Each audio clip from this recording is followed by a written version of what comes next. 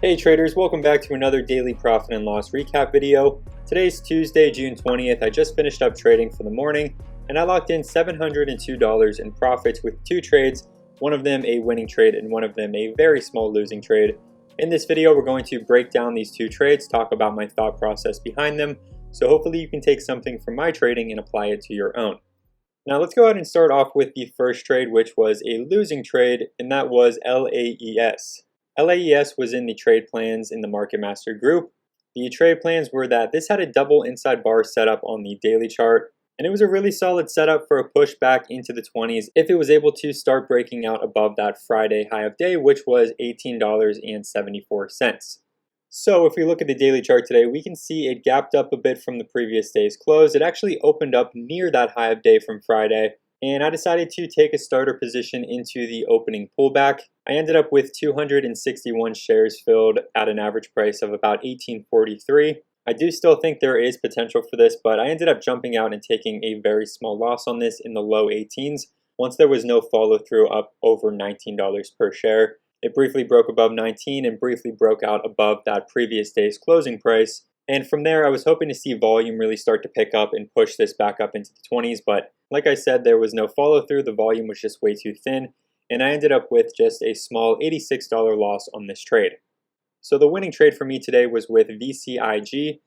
VCIG was a big gap and go. If we focus on the pre-market session here and the open, we can see it spikes up, trades sideways, consolidates into the open, and we get ourselves an opening range breakout level, which is the high of this first 5-minute candle of $3.94. As always, opening range breakout levels for the stocks with the biggest potential for a gap and go are posted every single morning in the Market Master group. So VCIG, of course, was no exception. We have 394 posted at 9:33 this morning, and we can see just a few minutes later, it starts to break out above that 394 level. That's when I took a starter position in this trade. And I take some profits initially up in the 420s on this initial spike. If we take a look at the 1-minute chart, we get this spike up into the 420s, into the 440s. It kind of rejects that 440 level and pulls back to the VWAP. I took some profits in the 420s, and then I took some profits as it's trading sideways and consolidating here above the VWAP.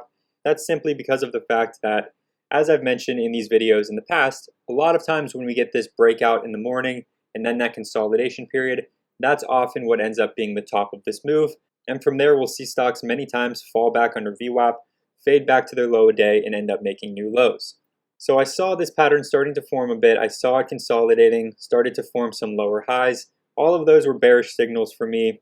I took profits on the trade and ended up with a total of $788 in profits on that trade alone, which with the loss from the other trade factored in, I ended up with $702 in profits for the day.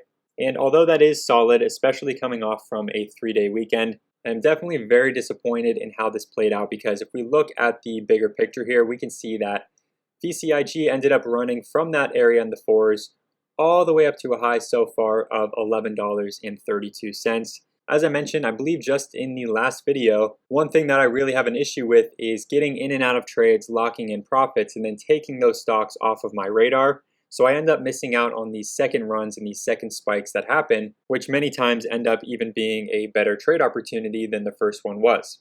So in hindsight, again, one thing that I really need to work on is keeping track of these stocks, even after I exit them and even after I sell my shares, waiting for a second opportunity to buy into them. And for me, what I see now in hindsight, of course, is that this was a good opportunity to buy back into this after we had this breakdown under VWAP. It started to act like it was going to become an area of resistance, but then it comes right back up and volume starts to really pick up as it's breaking back up towards the high of day. That tells me that this push under VWAP here was most likely just a trap to suck in some short sellers. So now those short sellers are going to add to the fire by buying and covering their short positions into the high of day. And all of that, along with other people buying into the stock, is going to cause a lot of demand that's going to push this higher and higher and higher. And that's exactly what we saw happen. I just wish that I would have been paying more attention to it to capitalize on this second opportunity in this stock today. But regardless, at the end of the day, I made $702 in profits. And when we look at some of the other stocks that were gapping up this morning, like Lucy, Lucy, for example, we can see it has this big gap up in pre-market, fades into the open, and then we get this brief opening range breakout here, with the opening range breakout level being $2.70. We can see very quickly it breaks only 7 cents above that opening range breakout level and then comes straight back down. The same thing happens with the stock NUWE. This was another big gap up this morning, another potential opening range breakout trade, but as we can see, this one actually never got above its opening range breakout level. There was just no follow through whatsoever at the open. With these market conditions, with stocks not holding their gains very well at the open after they have these gap ups, it's very important to manage your risk on these trades so you don't end up holding through these big pullbacks and these big sell-offs like we saw with NUWE and like we saw with LUCY as well. And it's also important to learn what to look for in the stocks that have a better setup for a gap and go, so that way you're in a better position to catch the stocks like VCIG that actually continue to carry their momentum into the market hours. And one of those things that is often a telltale sign that this has potential to be a bigger gap and go is that it's able to actually break above the VWAP, because what you'll notice is with NUWE over here, it rejects VWAP immediately at the market open.